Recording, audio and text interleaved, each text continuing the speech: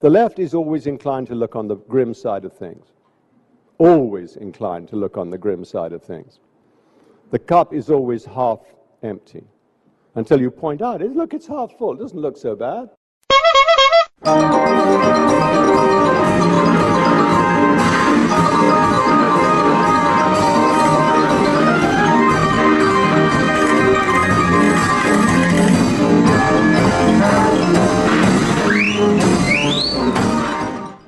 Welcome to Political Gingervitis, the crazy and zany podcast for progressives who need a laugh. I'm your hostess with the mostest, Andrew Stewart, and this week we're going to try to put a smile on your face and maybe a few thoughts in your head.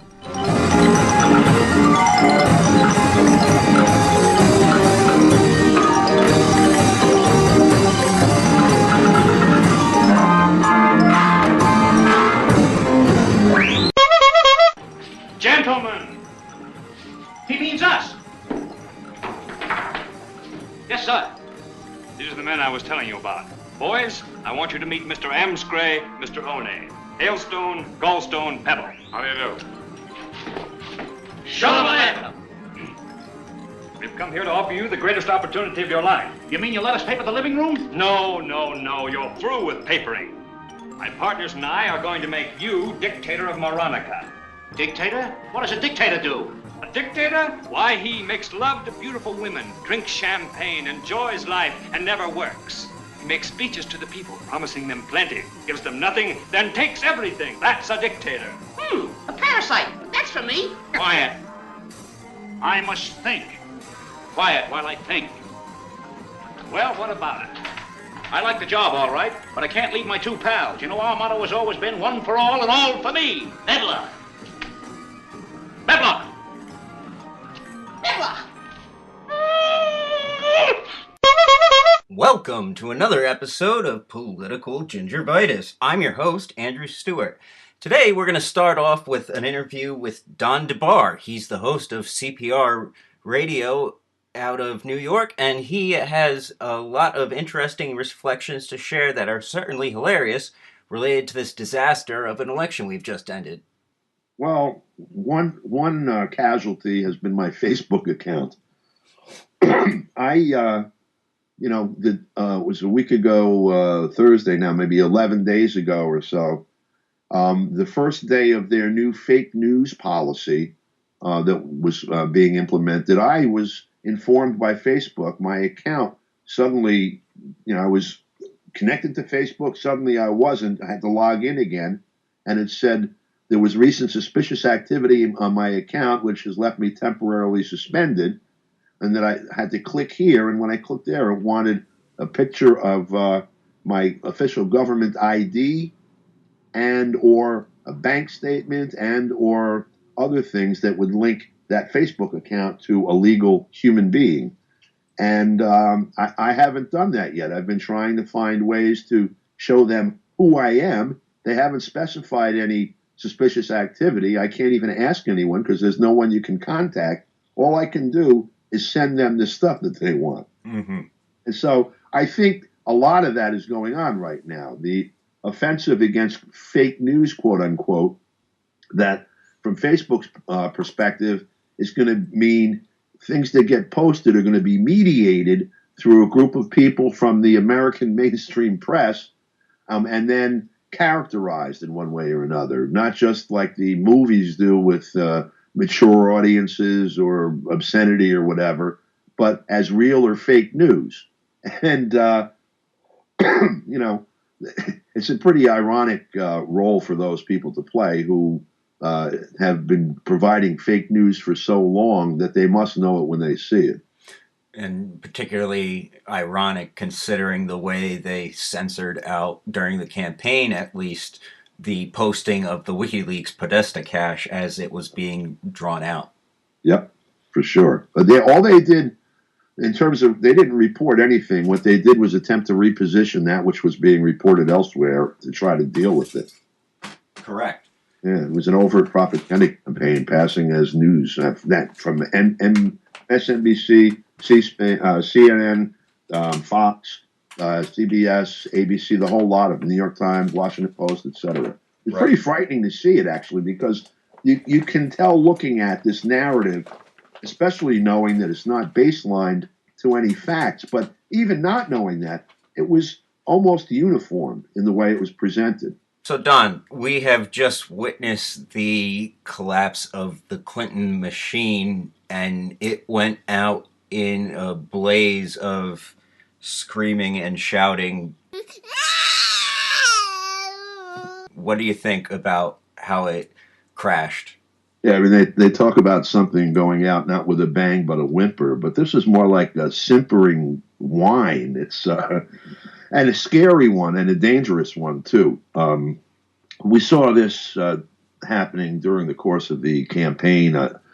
Certainly, it was at zenith, at least we thought, at the Democratic National Convention when they had speaker after speaker, generals barking and Madeleine Albright and all kinds of people pointing the finger at Russia as being the big danger to world peace and security, with a prescription for that it was necessary to get tough with Vladimir Putin. The candidate herself said that. I was born in 1954, so I wasn't around when they started gearing up the Cold War propaganda in 1946, 1947, 1948. Certainly, Joe McCarthy in the early 50s. I know that from reading history, but I didn't experience that. I did experience, though, some of the fallout of that, literally almost.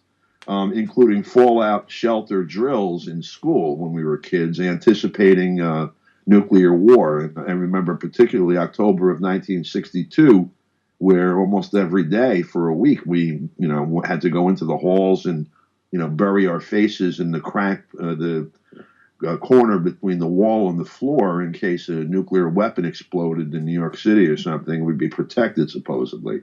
That's where this kind of irrational, crazy fear-mongering leads, whether to the actual war or a mindset among the population that, this is a part of the normal landscape. And we're kind of heading in the same way, but as they say, history repeats itself twice, first as tragedy, then as farce.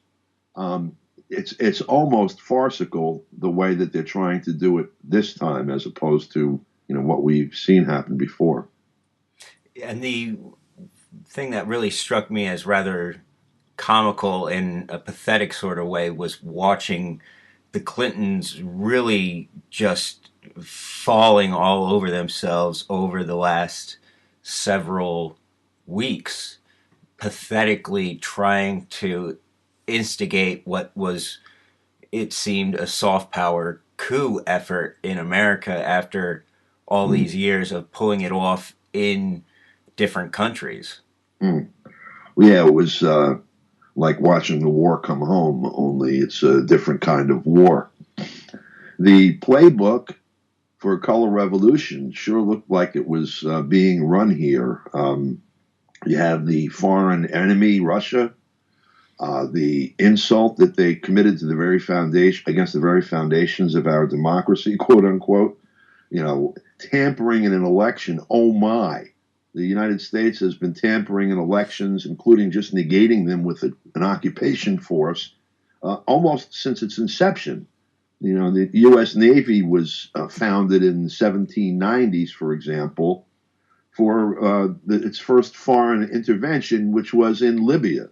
There were people there that thought, as Americans and Europeans were hauling off the riches of the area to themselves, that they should pay at least a tax or some kind of payment for the things they were taking. And the U.S. said, we don't pay tribute, and they sent a Navy over there that they formed for that purpose to deal with the so-called pirates who demanded to be paid for the things that were being stolen from them. Oh, God.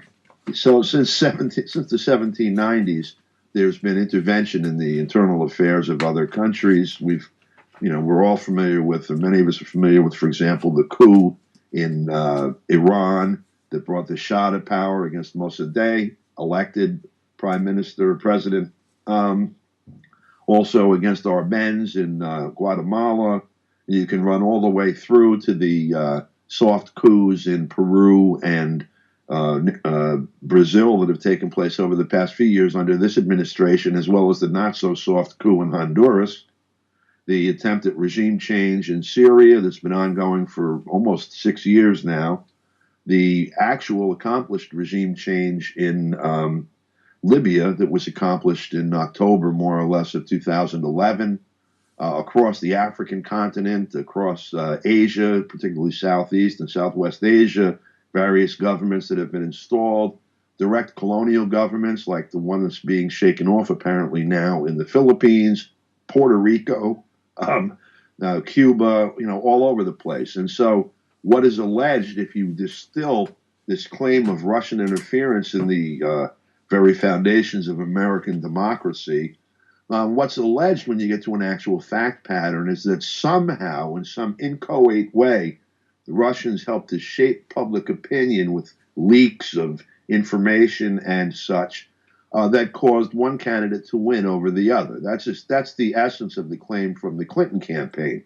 Now, it rests on a very shaky factual basis, if you can call allegations and interpretations of reality from the CIA and a dozen or two undisclosed intelligence agencies a factual basis. But even if there are facts supporting a hacking by Russians of information that ended up being leaked through WikiLeaks, certainly no one's making any allegations about hacking voting machines anymore. That's gone by the wayside. Then you're talking about something that the United States has been doing as a matter of foreign policy. Again, since its inception, only there were no guns involved here. If nothing else, it was a public relations campaign that was conducted with perhaps stolen information.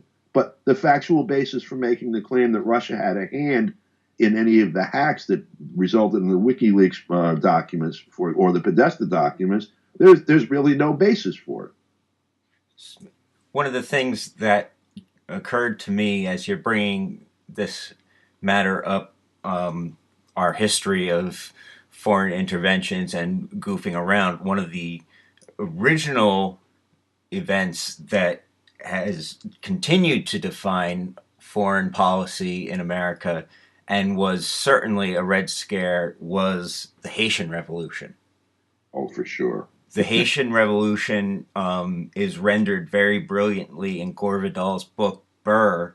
He has the second vice president, I believe, Aaron Burr, at Monticello, which is Thomas Jefferson's home, and Jefferson as the hypocritical man who wrote the words, "All men are created equal," while his literal children are walking around as slaves on the plantation.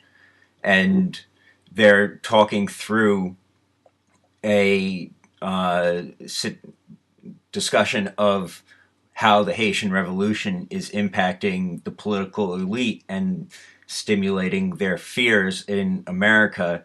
And Vidal, who of course came up during the Second World War and the immediate post-war era that included the rise of McCarthyism, he renders it very brilliantly in that regard.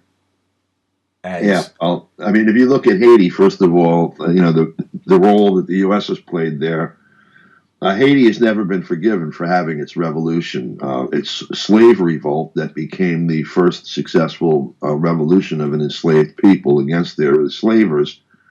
And it played a pivotal role in a number of things, including ultimately abolition of slavery, at least de jure, in the United States. Haiti and Cuba had an interesting relationship to that, and New Orleans, for that matter, Louisiana. And people should look at some of the work of Dr. Gerald Horne on all of that history, because you can see that essentially the uprising of people in Haiti liberated those held in slavery here in the United States and elsewhere in the Western Hemisphere. Haiti has been punished repeatedly, kept in abject poverty by the imposition of regimes by the United States, directly and brutally. Nothing as subtle as leaked emails involved, just guns and more guns and death and destruction.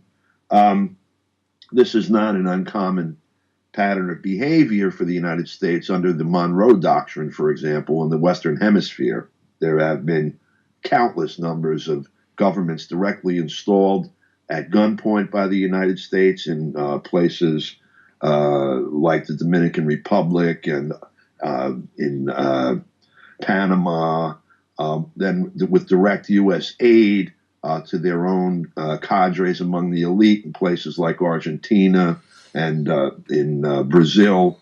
Of course, there's Pinochet in Chile with the coup that was engineered by the United States on tape, more or less, that led to thousands and thousands of disappeared and murdered people and generations of people growing up under an overtly fascist government. The chaos theory of occupation that the U.S. has employed, perfected by the likes of John Bolton throughout Central and South America. I mean, on and on, looking against the actual history of the United States and talking about the leaking of some emails that are actually the actual emails, by the way. You know, the offensive behavior detailed in it is the thing that supposedly suppressed the vote for Clinton, and that the offense isn't bringing this to the attention of the American people, but rather that somebody outside of the millionaires and billionaires who control the political process and the media brought some information to bear on the narrative around the election. That's the big offense. Right. And the point, there is certainly a way to say Russia did have interest in trying to articulate their point of view regarding the election through venues like RT or Sputnik, but that's totally different than espionage. Yeah. Well, you also have, if you take the theory that some are floating, that say Donald Trump is going to be friendly with Russia and hostile to China, and that he's going to be pursuing like a Henry Kissinger style approach to try to drive them apart. You know, they now term their relationship as strategic partnership. China, as a response to U.S. Sanctions against Russia, put together the largest business deal in history, $500 billion business deal, which did a tremendous amount towards uplifting or holding the Russian economy together, and also has announced and has in various stages of planning and or implementation things like that will develop the interior of Russia, all with the transcontinental railroad, high-speed rail link from Beijing to Moscow and beyond. All of that. So there's this, thinking that in order to keep the United States in a preeminent position internationally, geopolitically, in order to knock off this rising multipolarity that's happening around the world, with particularly China as an economic engine, Russia as a home of resources and an educated population and a strategic nuclear deterrence, that somehow that has to be broken up and that Trump is going to be the player. That's the theory that some are floating. And so in that context, if you have Russian propaganda as a factor, say, for Trump, you would also expect to see Chinese propaganda through CCTV, which is on more cable systems, by the way, in the United States than RT or any other Russian media, and that would countervail and so negate the effect of Russia. But there's no logic applied and no real analysis applied to the underlying assumptions or just statements that barefaced allegations, Russia did it or Putin did it. And so it's difficult to have a conversation, beyond the parameters of just that. Like, yes, he did, no, he didn't. Yes, he did, no, he didn't. It's taking on an infantile nature in a variety of ways. And now a word from our sponsors. Are you a freelance media worker who is concerned about healthcare, retirement, or making ends meet? Do you loathe the idea of returning to the daily grind but don't know what is next? Consider joining the Rhode Island Media Cooperative as a way to navigate these issues and develop a network that will support and sustain your efforts. Besides this podcast, the RIMC has been hard at work this year helping members release works that have the profits go into their pockets in totality. First is Taxi Searchers, John Wayne, Robert De Niro, and the Meaning of America by Andrew Stewart, now available on Amazon.com. If you are concerned by recent developments in American politics, take a journey with author Andrew Stewart to look for answers in the popular films of John Ford and Martin Scorsese. And coming soon, one of our notions was that people who are politicians, and also there's a lot of politicians anyway, are people who are like, would be, if they had their way, be performers, would be in showbiz. But there are not as much opportunity in showbiz to be successful and make a living as there is in politics. There's all sorts of city councils, there's legislatures, there's statewide offices, governor, lieutenant governor, that kind of stuff. So basically, Buddy Cianci is a prime example. He started out, he was a kid on TV in Providence. He was on a kiddie show on TV. He's a total performer. Cheeks Speaks, a spoken word album featuring Rhode Island's one and only Rudy Cheeks. All that and more at rimediacoop.org. That's rimediacoop.org. Now we have a real treat for you today, folks. With the recurring motif in the media that we are witnessing the rise of a fascist government, I decided to see if that were exactly the case by contacting the author of a terrific book about exactly this issue. Dr. David Abraham is the author of The Collapse of the Weimar Republic, Political Economy and Crisis. His book is a neo-Marxist analysis of the collapse of the Weimar Republic and the rise of the Nazi government. I decided to ask him, first of all, the following question. Professor Abraham, I'll just start with what seems to be the obvious question. We've had a very right-wing government come into power, but do you think this is equivalent to what happened in Germany? Well, we're certainly not there yet. We have to remember that the successful fascist movements of the 20s developed in the aftermath of very bloody wars that cost Italy and Germany and other countries dearly. We don't have that in the immediate background. So whatever the level of popular despair, we don't yet have a situation of an immense army of bedraggled victims of trench warfare. We also have a peculiar situation at the economic level in that we have a great sense of decline and lost opportunity, but we certainly don't have 30% unemployment, 40% unemployment. We have, in fact, and this could ironically be something that Trump manages to live off for a while, we have a fairly low unemployment rate in the U.S. right now. It camouflages very bad paying jobs and an economic situation of pessimism, but it's not the same kind of desperation. That said, it's a very dangerous moment because we've seen in the last 2 weeks how this populist leader has managed very quickly to make his peace with the most regressive and aggressive portions of the political and economic right. And that is worrisome. When economic elites begin to conspire with populist leaders, that's when the mass movement begins to move in the direction of a fascist stabilization. True. What we still don't know about Trump is whether he's more like Mussolini or more like Berlusconi.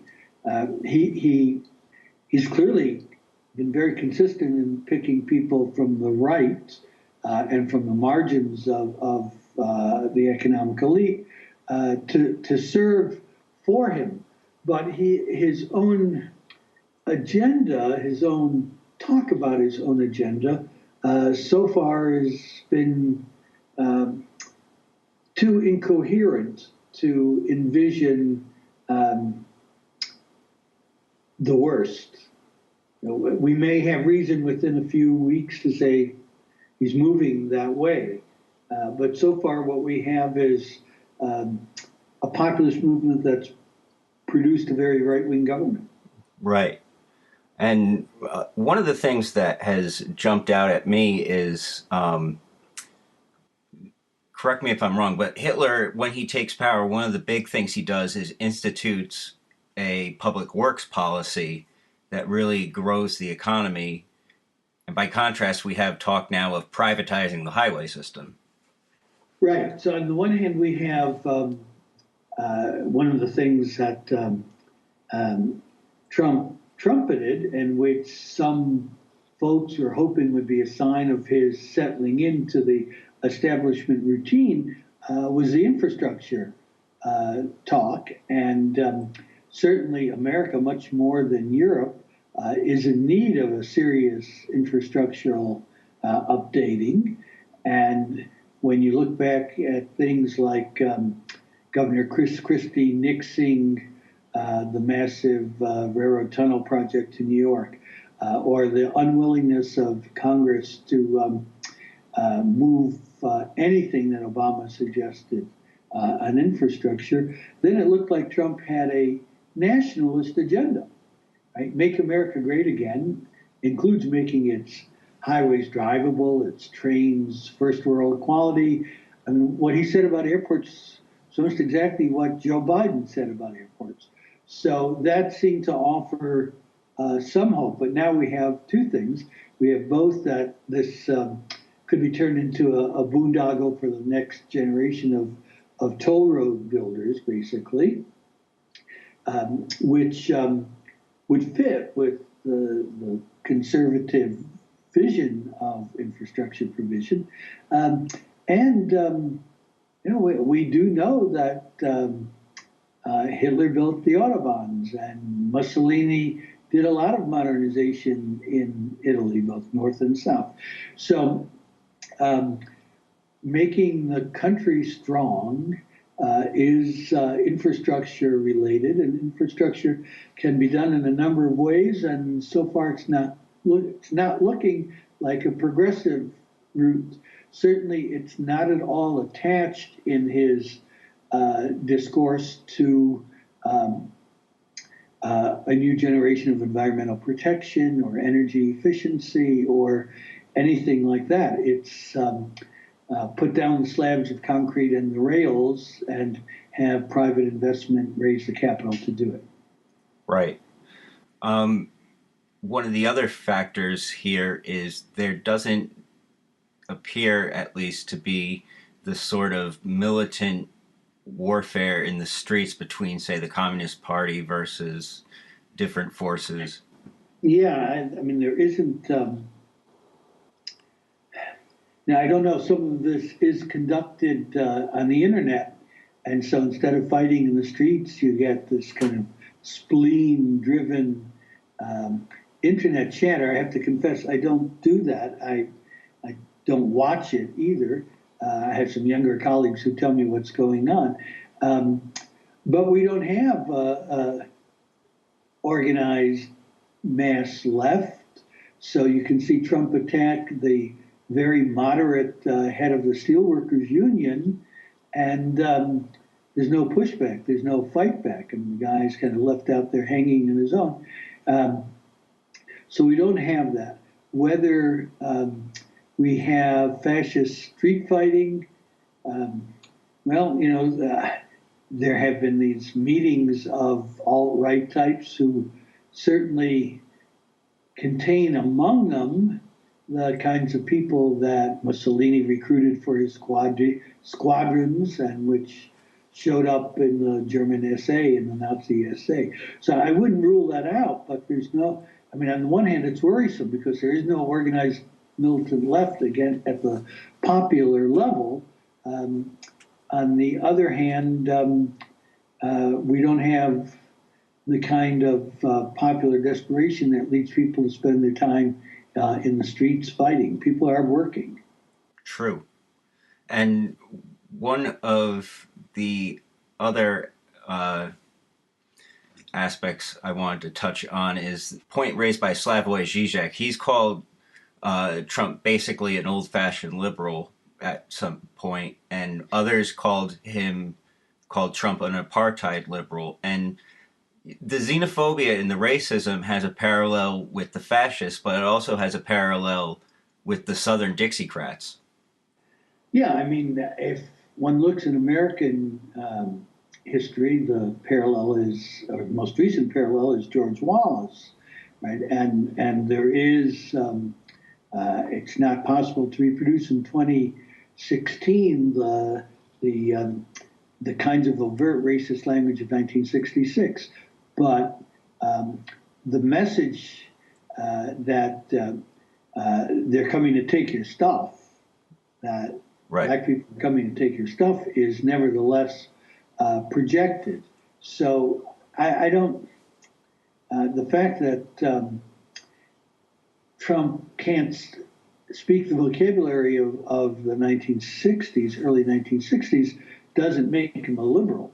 I mean, if what Zizek means is that he is, that Trump is beneath the surface an economic liberal, an anti-statist, ultra-capitalist, I guess that might be true. I mean, Zizek is,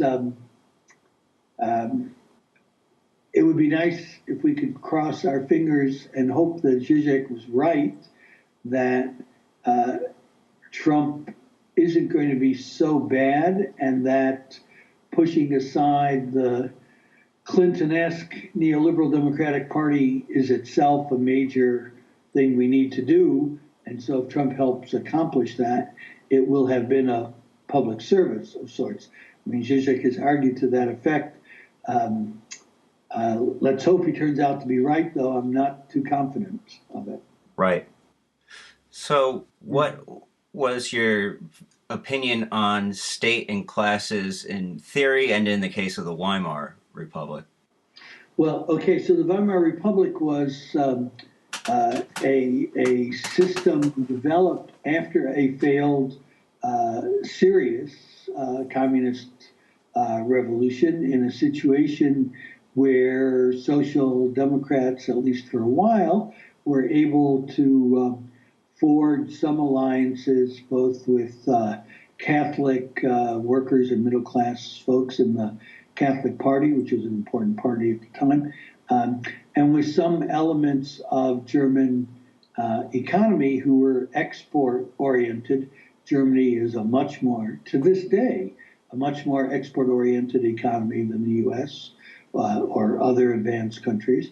And that segment of capital wanted to remain active in the international economy and accepted, at least tacitly, the outcome of World War I and wanted to recycle the money that the U.S. was putting into the economy, German reparations, American loans to pay those reparations from Germany to England and France, kind of cycle of movement of capital. And that enabled, that mixture of things enabled the Weimar Republic to establish a very advanced welfare state with a lot of social insurance, with disproportionately high wages, given that Germany had just been crushed in the war and compared to its neighbors.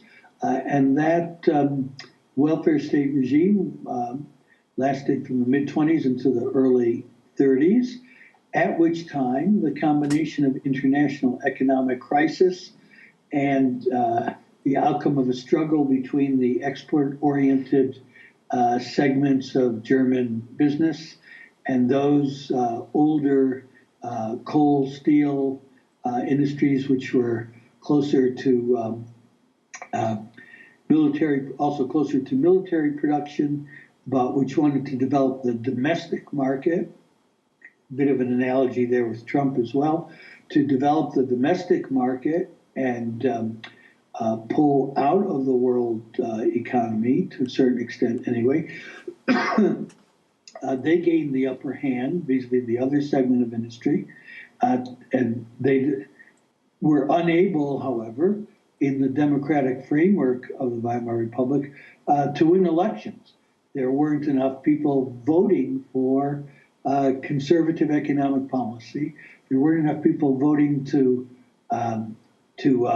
screw down or eliminate the welfare state. So they had to go find popular support for that agenda, and they were willing to destroy the republic itself in order to destroy its welfare state. And that's where the alliance between the economic elites and the Nazi Party begins. Right. And you add to it a very reactionary upper civil service and military elites, and you have a gelling of German elites with the Nazi movement. The Nazi movement is not, in some puppet-like caricature, the creation of German elites, but they entered a very happy marriage. Right.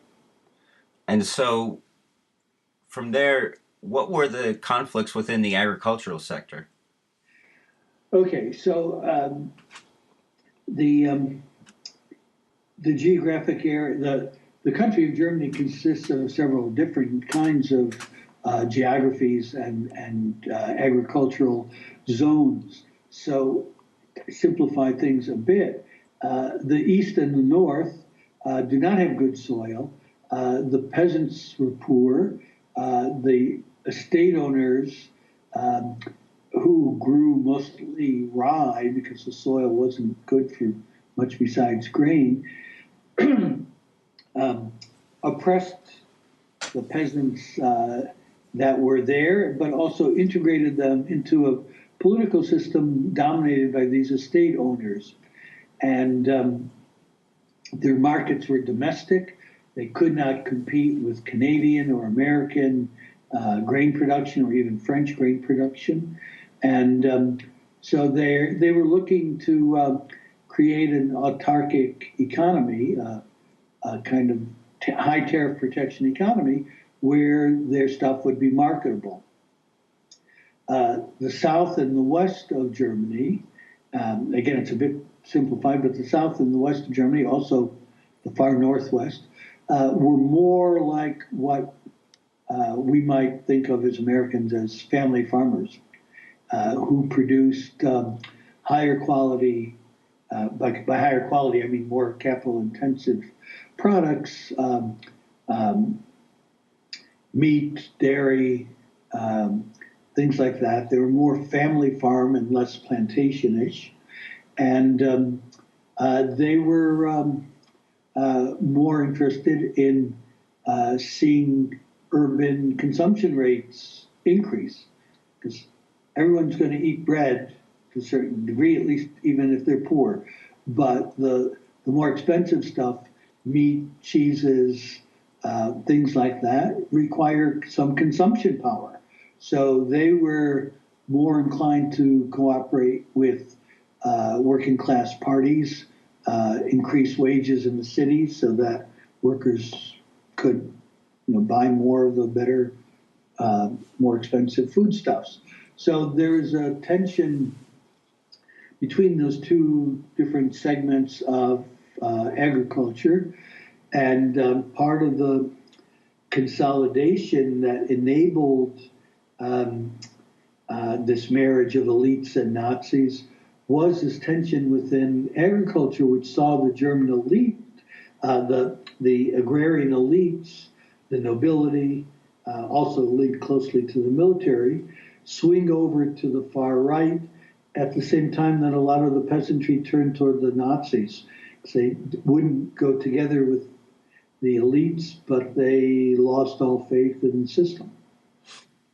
And do you see any parallels with our current agricultural output and system in America, particularly in the way that what used to be called the family farm has become oftentimes just the site of kind of in corporate industrial crops. Right, least out, yeah. I mean, ideologically, and on television, we talk about family farms as the backbone of America, but they barely exist. And agriculture is one of America's leading exports. So it's actually going to be interesting to see if Trump does succeed in pushing this protectionist agenda, what these large agricultural companies are going to think of that, because they export too much. I mean, there's, you find American poultry in Russia. You find American poultry almost everywhere. We sell rice to the biggest consumers of rice: China, Southeast Asia, India. We sell them rice. So I think American agriculture is not a protectionist as it once was in the day of the family farmer. It's not protectionist. I mean, the Republican Party, when it represented kind of Midwestern family farmers, was protectionist because it wanted, did not want competition from cheaper countries pumping foodstuffs into the eastern seaboard where workers could buy them cheaper. So Republicans stood for high tariffs. The Democrats were for low tariffs so that they could get the cheap foodstuffs in to their working class constituents. I don't think that's happening anymore. But what we will see if Trump goes protectionist and into tariff confrontations, we will see American export industries complain. And Boeing is one, but it could get a little bit tougher when we discover that the military armaments industry is one of our biggest exporters too. And if we start a tariff war, it will hurt us as well. Right. So there was an agriculture crisis that fed into the general crisis. Can you briefly, did you already touch on that?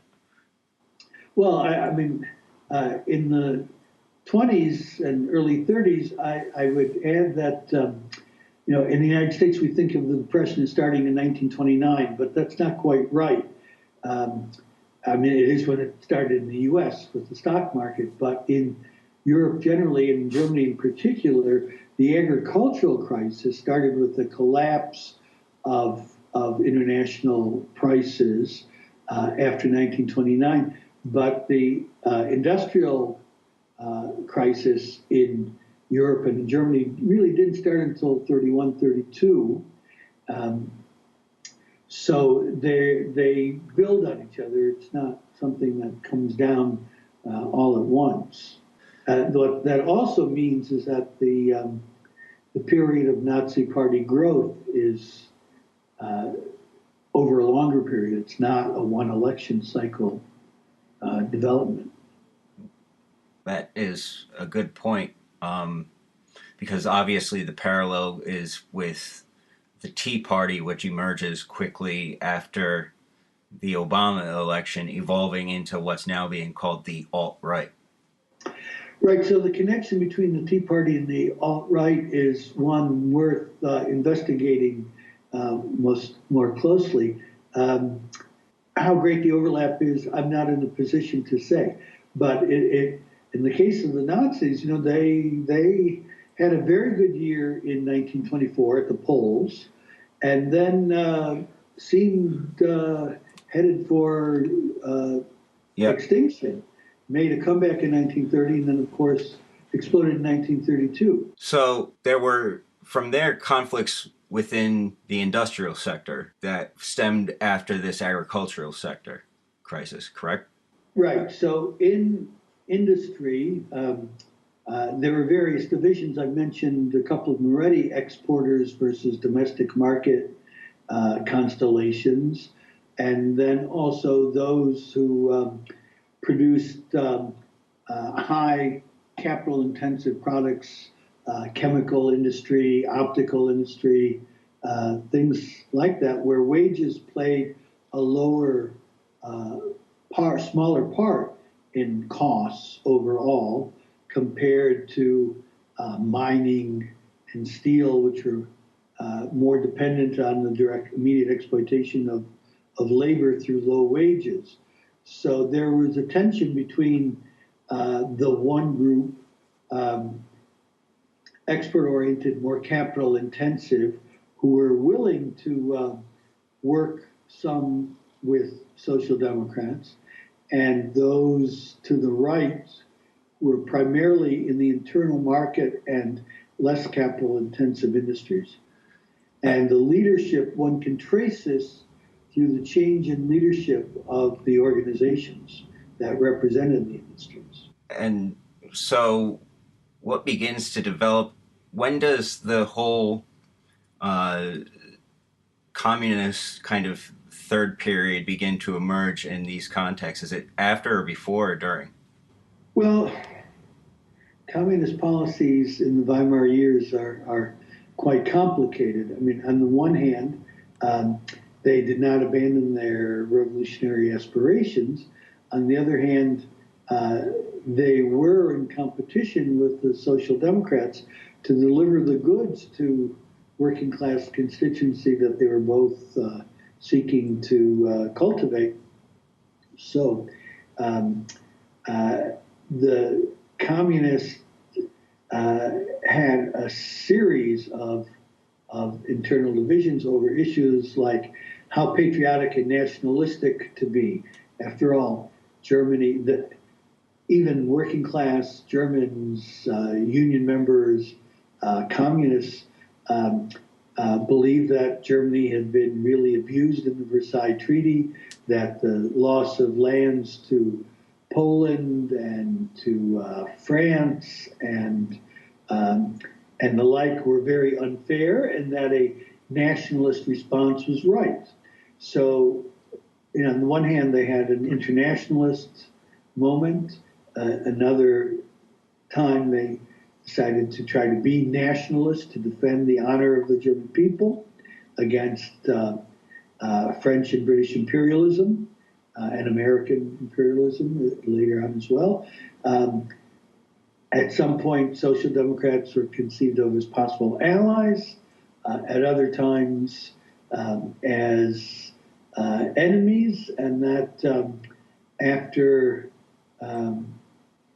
the right wing got its chance, it would be time for a major communist victory. Nobody in that period is blessed with great foresight, so there are a lot of losing strategies out there. How did the working class people begin to move towards the Nazis in a mass block, do you think? That's a highly debated question even today. I mean, people who have been for 30, 40 plus years looking at voting statistics and regional party conferences and local organization still are fighting with each other as to how much support there was for Nazism in the German working class before 1933. And there was some. There's no question that there was some. However, I think it's still the consensus that the working class is not the electoral base of the Nazi movement. Okay. And we see now, I mean, it's only been a few weeks, but on the one hand, there's a lot of talk about how the Trump vote came from downwardly mobile white working class voters. And then we have this other data that to suggest that the income levels of Trump voters are above average, not that of declining industrial workers. So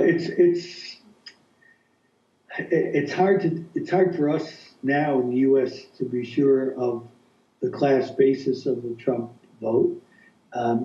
In the case of Germany, there was definitely working class support for Nazism, but it was not the mass base of the Nazi movement.